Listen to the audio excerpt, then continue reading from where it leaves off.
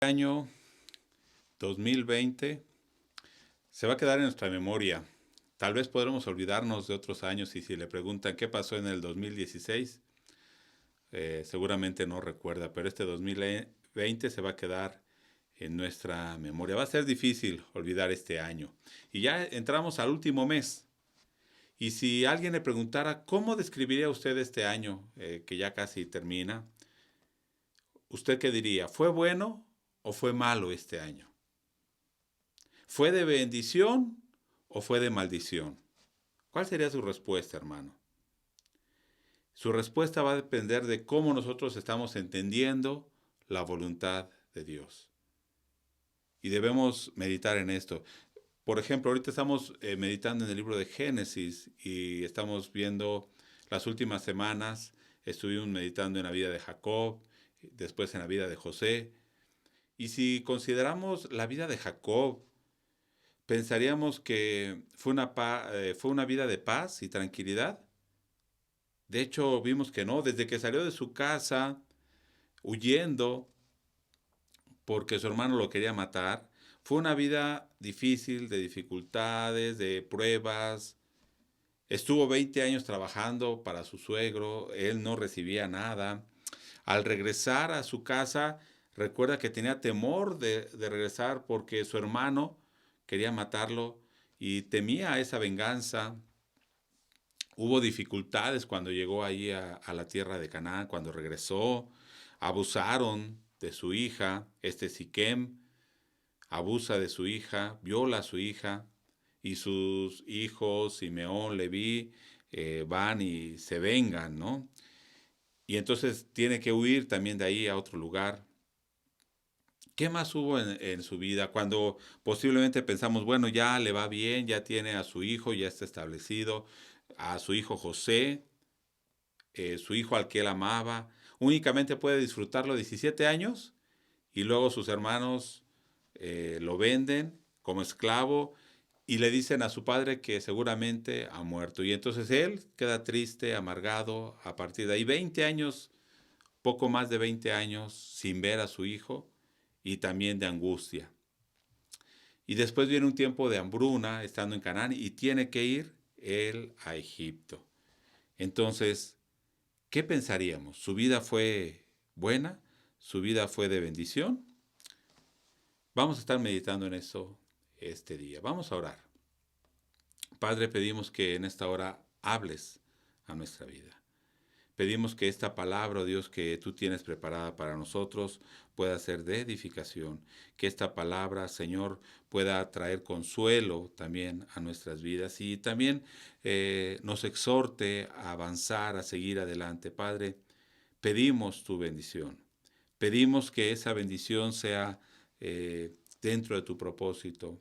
Sabemos que la bendición que tú nos das es la mejor bendición que podemos tener. Y en esta hora es tu palabra, que esta palabra llegue a nuestra mente, llegue a los corazones de los que escuchen esta palabra y también podamos ser transformados a través de ella. En esta hora te agradecemos en el nombre de Jesucristo. Amén. Bueno, en el capítulo 48 y 49 de Génesis ya está en los últimos días, ya está a punto de morir Jacob, después de todos estos años de sufrimiento de su vida. Y él sabe que cuando muera su descendencia que queda en Egipto, va a permanecer ahí 400 años y van a ser oprimidos y van a ser tratados como esclavos. Entonces, ¿usted qué le diría a sus hijos si sabe que les espera esto? ¿Qué diría Jacob de también cómo fue su vida? ¿Cómo evaluaría la vida Jacob? Y si recordamos en el capítulo 47, versículo 9, cuando José lleva a Jacob delante del faraón y faraón le pregunta, ¿cuántos años tienes? Y en el versículo 9, Jacob respondió a Faraón, los días de los años de mi peregrinación son 130 años. Pocos y malos han sido los días de los años de mi vida, y no han llegado a los días de los años de la vida de mis padres en los días de su peregrinación. Primero reconoce que su vida en esta tierra es pasajera, es un peregrino. Pero dice, son 130 años, pero han sido pocos y malos. Ahora usted piense, ¿será que esto era el concepto que Jacob tenía de la vida? Después de 130 años él puede decir, ¿son malos los años que he vivido? Debemos pensar esto. Ahora, en el capítulo 48 y 49 va a bendecir Jacob a su descendencia. Y antes de entrar a ver unos versículos, pensemos en algo. ¿Quiénes son los hijos de Jacob? Va a decir, bueno, sus descendientes, o los patriarcas de las 12 tribus de Israel. Pero ¿qué más? ¿Qué más están representando ellos? ¿Sí? ¿Qué más están representando los hijos de Jacob? Ellos están representando al pueblo de Dios, el pueblo del pacto, el pueblo del pacto del Antiguo Testamento. Recordemos dos cosas en Génesis. Hay dos cosas que se van a estar hablando en Génesis. Una va a ser la descendencia. Recordemos que en el capítulo 12 Dios le dice a Abraham que va a hacer una descendencia, de una descendencia grande, y a partir de ahí la descendencia es algo bien importante en el libro de Génesis, los descendientes. Pero la segunda cosa que vemos también en Génesis es el pacto de Dios con Abraham, con Isaac y con Jacob. Dos cosas, el pacto y como parte de ese pacto la descendencia. ¿Quién fue el heredero de Abraham? ¿Quién fue el heredero de Abraham? Isaac. No fue Ismael, su primer hijo, no, fue Isaac. ¿Quién fue el heredero de Isaac? No fue Esaú, su primer hijo, fue Jacob. Ahora, en este punto, ¿quiénes son los herederos del pacto y de la promesa? Ya no es solamente uno, ya son los 12 hijos de Jacob. En este punto, todos los hijos de Jacob son los herederos de la promesa y del pacto. En ellos Dios cumpliría lo que había prometido a Abraham. Entonces, estos 12 hijos de Jacob o de Israel, cuando digamos Jacob o Israel, nos estamos refiriendo a la misma persona. Son el pueblo de Dios. Estas bendiciones que van a estar hablando Jacob, que va a estar hablando Jacob a sus hijos, capítulo 48 y 49 de Génesis, son bendiciones al pueblo de Dios, a los herederos de la promesa de Dios, a los herederos del pacto de Dios. Podemos ver que estos hijos de Jacob tenían muchos defectos, no eran hombres íntegros, tenían muchos defectos, fueron malos, algunos malos. Recordemos que vendieron a su hermano. Sin embargo, Dios trató con ellos. Dios fue cambiándolos. Algunos a lo mejor más que otros. Algunos demostraron más el cambio que otros en sus vidas. Yo creo que es lo mismo que nosotros. Podemos decir ellos sufrieron y fueron malos, tomaron malas decisiones, pero Dios tuvo gracia. Dios mostró su gracia sobre ellos. Igual nosotros. Cuando Dios nos rescató, éramos buenos. Ahora somos buenos, aún seguimos fallando. Pero Dios sigue mostrando su misericordia. Ahora, ¿qué promesa es la que sostenía a Jacob? Hasta este punto, ya aquí son 147 años que tiene Jacob. ¿Y qué es lo que lo sostuvo a él? A lo mejor podemos decir, yo tengo 40, 50, 60 años, 70, ya digo, ya estoy muy grande, podría yo pensar. Pero él estamos hablando de 147 años. ¿Y qué es lo que lo sostenía? En el capítulo 48, hablando la bendición a los hijos de José, que era Efraín y Manasés, dice en el capítulo 48, verso 3, y dijo a José, el Dios omnipotente me apareció en luz en la tierra de Canaán y me bendijo. Recuerde esto, fue cuando salió huyendo de su casa, cuando había engañado a su hermano y había robado la primogenitura y la bendición de su padre, sale huyendo. ¿Cuántos años tendría? No sé, 40 años o no sé. Sale huyendo. Y fíjese lo que dice el verso 4.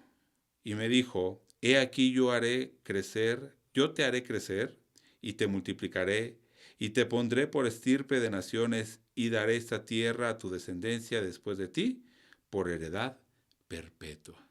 Esta fue la promesa de Dios a Jacob. Y esta palabra le bastó para creer en ese Dios y para saber que Dios cumpliría su promesa. Y claro, a través de su vida tuvo caídas, a lo mejor tuvo dudas, pero ya a los 147 años, habrán pasado 100 años de esta promesa, él todavía recuerda esta promesa y dice, Dios me habló allá en Betel. Dice aquí en Luz, pero recordemos que Jacob le cambió el nombre y le puso Betel. Dios me habló allá en Betel y me dijo, yo te voy a hacer crecer, te voy a hacer multiplicar y voy a dar esta tierra a tu descendencia. Y eso fue lo que lo sostuvo. Y daré esta tierra a tu descendencia, una herencia perpetua. Después en el capítulo 48, en el verso 15, dice, y bendijo a José diciendo, el Dios en cuya presencia anduvieron mis padres Abraham y Isaac, el Dios que me mantiene desde que yo soy hasta este día, el ángel que me liberta de todo mal, bendiga a esos jóvenes y sea perpetua en ellos mi nombre y el nombre de mis padres Abraham e Isaac, y multiplíquense en gran manera en medio de la tierra. Primero reconoce el Dios en cuya presencia anduvieron mis padres. Abraham y Isaac anduvieron en la presencia de Dios. Ese Dios es el que me ha sostenido desde que yo soy. ¿Qué quiere decir? Desde que nací hasta este día, 147 años Dios me ha sostenido. Y dice, al ángel de Jehová me ha librado de todo mal. ¿Y será que no pasó dificultades? Hemos visto que pasó muchas dificultades, pero dice, me ha librado de todo mal. Me ha librado de seguir mi camino y no confiar en la promesa de Dios. Y dice, ese Dios bendiga, en este caso, a los hijos de José, Efraín y Manasés. Bendiga a estos hijos de José, a estos jóvenes, y sea perpetuo en ellos mi nombre. ¿Y qué quiere decir? Que ellos sean parte de Israel, que ellos sean parte del pacto de Dios. Ese pacto que Dios hizo conmigo, dice Jacob, también nos alcance a ellos. Ellos ya son sus nietos. Y los multiplique en gran manera. Vengan a ser fuertes en medio de la tierra. ¿Y de qué tierra está hablando? De lo que leímos en el verso 4. Esa tierra de Canaán que Dios le había prometido a Abraham, Isaac y Jacob. No está hablando en sí de toda la tierra. Este mismo pasaje en Nueva Traducción Viviente dice de esta manera. Luego bendijo a José con las siguientes palabras.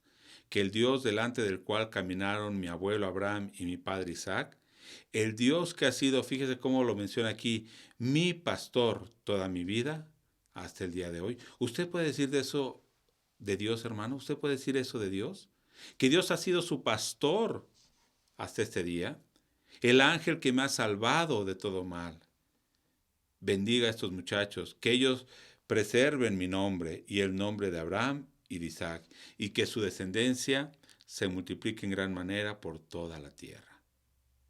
¿Qué es lo que Jacob podía darle a sus hijos? ¿Cuál era la bendición que podía dar a su descendencia? ¿Cuál es la bendición que nosotros podemos dar a nuestra descendencia?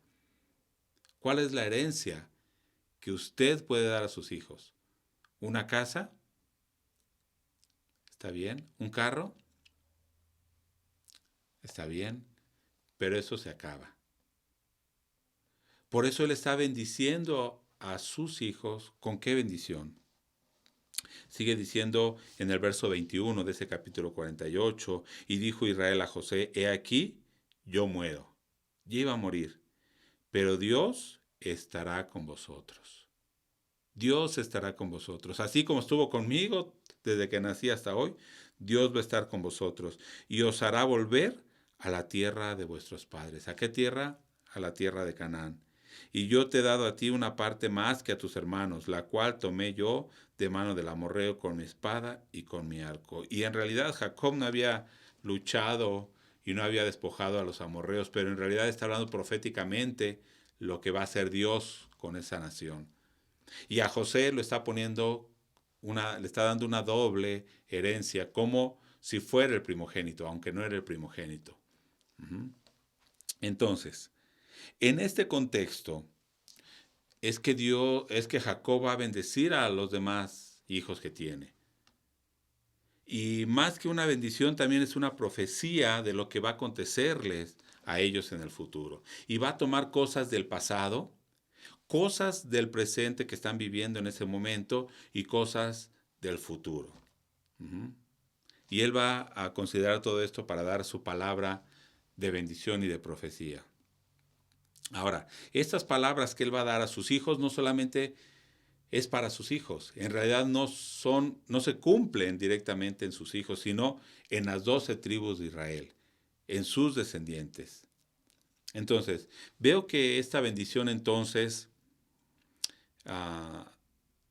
no es únicamente para ellos. No es solamente una bendición, sino que también es de alguna manera una advertencia. Y le dice, tengan cuidado, fíjense de cómo son, porque en estas bendiciones muestra cómo es el carácter de varios de ellos, o cómo es el carácter de ellos, y que ese carácter va a ser transmitido a sus descendientes.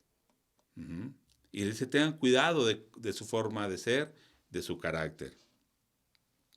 Por ejemplo, en Rubén, el primer hijo, en el versículo 4 del capítulo 49, le dice, tú eres impetuoso como el agua, eres muy fuerte y eres el primero, ¿no?, de mis hijos. Pero le dice en el verso 4, no serás el principal, por cuanto subiste al lecho de tu padre, entonces te envileciste subiendo a mi estrado. Hiciste vil al tener relaciones con la esposa, una de las esposas de su padre. Y por lo tanto tú eras el mayor, pero ahora no serás tomado en cuenta como primogénito. Y lo vemos más adelante, Rubén ya no es el principal. Recordemos que en una ocasión Rubén tuvo relaciones con una de las esposas de Jacob, y en ese tiempo era de alguna manera reclamar el lugar, el principal lugar, en el caso de los reyes, reclamar el reino para él. Y por esta actitud que tuvo, dice, no serás. Después sigue Simeón y Leví, que por venganza, por vengar a su hermana, hicieron algo terrible. En el versículo 6 y 7 dice, en su consejo no entre mi alma, hablando de Simeón y Leví, ni mi espíritu se junte en su compañía, porque en su furor mataron a hombres, y en su temeridad desjarretaron toros. Maldito su furor que fue fiero, y su ira que fue dura. Yo los apartaré en Jacob, y los esparciré en Israel. 2 tribus, Simeón y Leví, que actuaron cuando abusaron de su hermana, engañaron a Siquem, y después mataron a todos los del pueblo de Siquem. Y dice que hasta los animales, a los toros, les cortaron o los mutilaron en los pies. Y dice él, yo no voy a participar en eso con ustedes. Y por eso quisieron, ¿qué dice al final del verso 7? Los esparciré en Israel. Y bueno, no voy a entrar en detalle, pero estas 2 tribus fueron esparcidas literalmente en Canaán. Cuando ya tomaron posesión de la tierra, fueron esparcidos. Simeón quedó en medio de Judá y finalmente fue absorbida por Judá, y ya no se vuelve a hablar de Simeón, ya únicamente se habla de Judá. Y Leví no tuvo herencia en Canaán y fue esparcido. Pero hay algo también, algo curioso en Leví. Ese carácter que él tenía, Leví, lo heredaron sus hijos. Pero también a veces pensamos, bueno, algún carácter puede ser malo. Depende, hermano. Usted puede ser de un carácter fuerte y decidido, pero si lo usa correctamente, Dios lo puede usar para su reino. En ese caso, en una ocasión, cuando iban el pueblo ya de Israel en Éxodo 32, y el pueblo peca adorando un becerro de oro, Moisés se para y les dice, ¿quién está de parte de Jehová? ¿Y quiénes son los que dan un paso adelante? Leví. Leví dice, nosotros estamos por Jehová. Júntense conmigo, dice Moisés, y ahora tomen su espada y maten a los que adulteraron y a los que adoraron al becerro de oro. ¿Y qué hacen los de la tribu de Leví? Van y matan. Dice, aún a sus familiares, a su hermano, a su padre. No importaron, ellos fueron e hicieron lo que Dios les estaba mandando. Entonces, en ese momento ellos son dedicados para el servicio de Dios. Y aunque sí se cumplió esa profecía que fueron esparcidos sobre entre todas las tribus de Israel, pero llevaban una misión y que era ser los levitas y los siervos de Dios. De esa manera entonces ellos se consagraron, pero Dios usó esto para bien. Pero se va cumpliendo. Ahora, dos cosas que quiero resaltar finalmente en estas bendiciones. Es la bendición que da a Judá. Es la bendición que Jacob da a Judá. Y en el verso 10 al 12, hablando de Judá, dice, no será quitado el cetro de Judá, ni el legislador de entre sus pies. O sea, nunca va a faltar un rey de Judá, hasta que venga Silo, y a él se congregarán los pueblos. Dice la Nueva Traducción Viviente en este verso, hasta que venga a quien le pertenece, aquel a quien todas las naciones honrarán. Entonces, ¿de quién está hablando? Nunca va a faltar un rey de Judá hasta que venga aquel verdadero rey al cual van a honrar todas las naciones. Aquel Mesías. ¿Cómo habrá entendido Jacob? ¿Qué es lo que lo mantenía en pie estos 100 años desde la primera vez que le habló Dios? Esta promesa. Él sabía que vendría un rey. Y cuando viniera ese rey, dice en el verso 11 y 12, atando a la vid su pollino y a la cepa el hijo de su asna, lavó en el vino su vestido y en la sangre de uva su manto. O sea, va a haber abundancia de vino, de alimento, sus ojos rojos del vino y sus dientes blancos de la leche. Va a haber abundancia de alimento, de pan, de vino. Y recordemos que la era mesiánica que hablaban, los profetas hablaban de esta abundancia en el Mesías, que es Jesucristo, para nosotros, habiendo entendido este Mesías que vino en Jesucristo.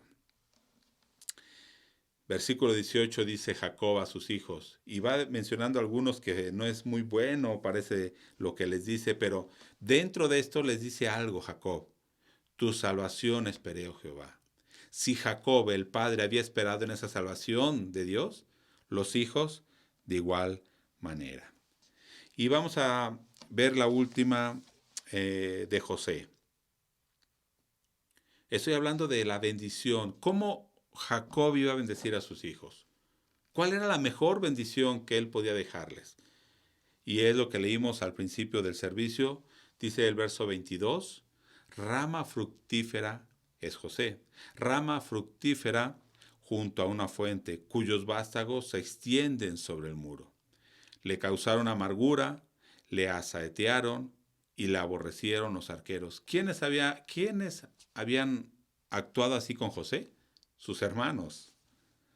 Mas su arco se mantuvo poderoso y los brazos de sus manos se fortalecieron. O sea, él estuvo fuerte, él estuvo poderoso, no se quebraron sus armas. Pero dice, ¿por qué? Por la mano del fuerte de Jacob, por el nombre del pastor, la roca de Israel, por el Dios de tu Padre, el cual te ayudará, por el Dios omnipotente, el cual te bendecirá. Con bendiciones de los cielos de arriba, con bendiciones del abismo que está abajo. O sea, va a haber lluvia sobre ti y van a haber manantiales y fuentes de agua debajo de ti. Con bendiciones de los pechos y del vientre. O sea, vas a tener descendencia, vas a tener muchos hijos. Las bendiciones de tu padre fueron mayores que las bendiciones de mis progenitores. Hasta el término de los collados eternos será sobre la cabeza de José y sobre la frente del que fue apartado de entre sus hermanos. Estas bendiciones espirituales, dice que vas a tener, son mejores que cualquier bendición material. La mejor bendición que él podía dejar a sus hijos era esto. ¿Cuál era? La promesa que Dios le había dado a él. Esto es lo que lo había mantenido a él y esto es lo que los mantendría a ellos los 400 años que seguían. ¿Por qué? Porque venía un tiempo difícil en sus vidas. Si vimos que Génesis fue difícil, de Génesis para pasar a Éxodo, la Biblia no nos narra, pero fueron 400 años de esclavitud. Imagínense, todos los que nacieron ahí, todas las generaciones que nacieron ahí, nacieron esclavos, murieron esclavos. ¿Y qué los podía mantener? La promesa de Dios. La promesa de Dios.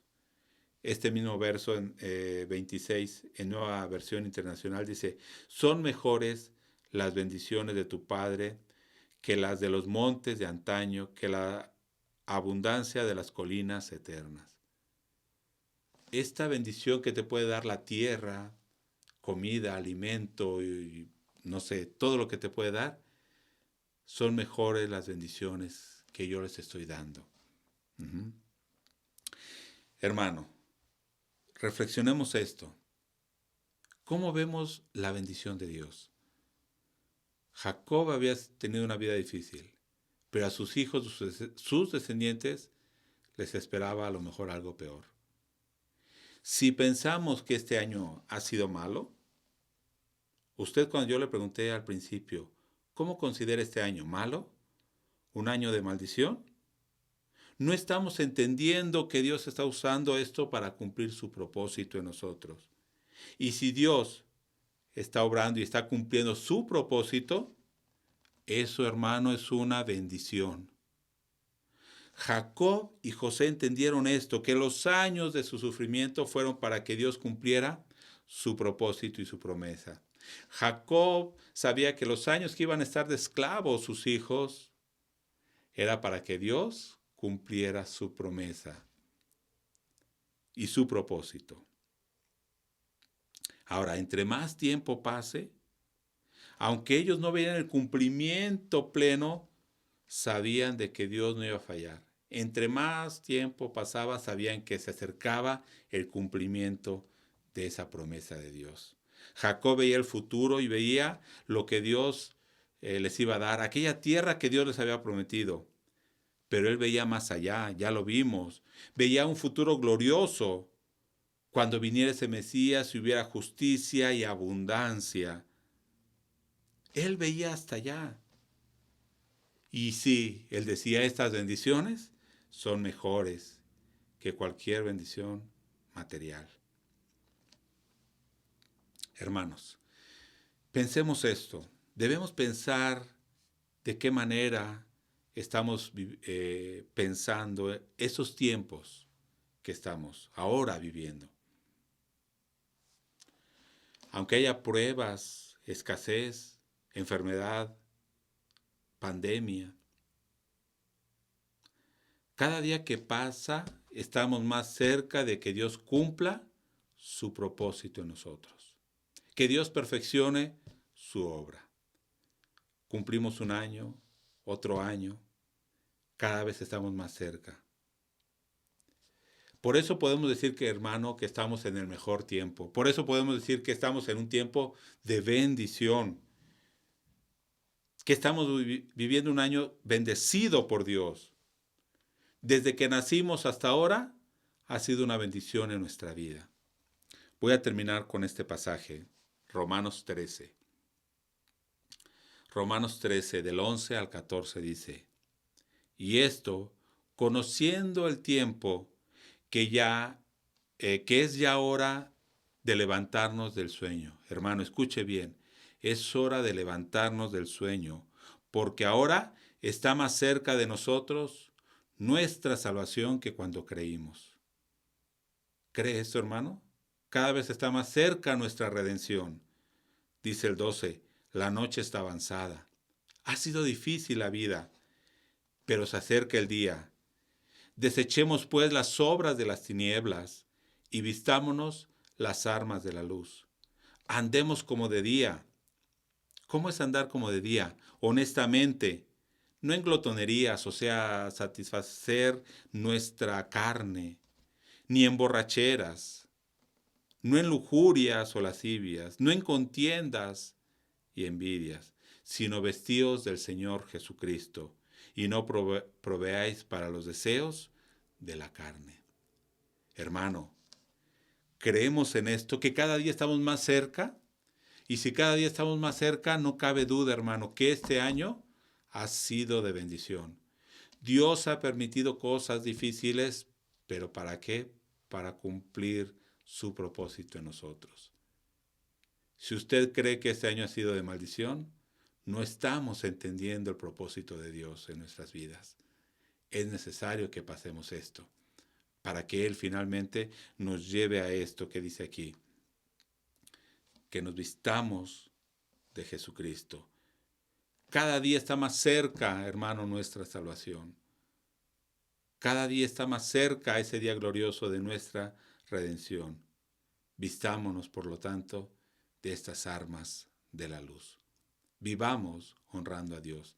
Agradezcamos a Dios, así como Jacob, pensando que las bendiciones de Dios son mejores que cualquier bendición de este mundo. Oremos. Padre, en esta hora te agradecemos por tu bendición. Una bendición que ciertamente es buena. Una bendición que es agradable y perfecta. Tu voluntad, oh Dios, es agradable y perfecta. Sabemos que cada día está más cerca nuestra redención. Sosténnos, oh Dios, que tu promesa, que tu palabra nos sostenga cada día, así como lo has hecho desde que nacimos hasta este día. Tú nos has sostenido. Gracias porque nos permitiste conocer a Jesucristo. Gracias porque nos permite ser parte de tu familia, de tu pueblo, de ese pueblo que a pesar de que fuimos malos, pecadores, tú nos justificaste en Jesucristo. Gracias, oh Dios, por tu salvación. Oramos en el nombre de Jesucristo. Amén. Amén.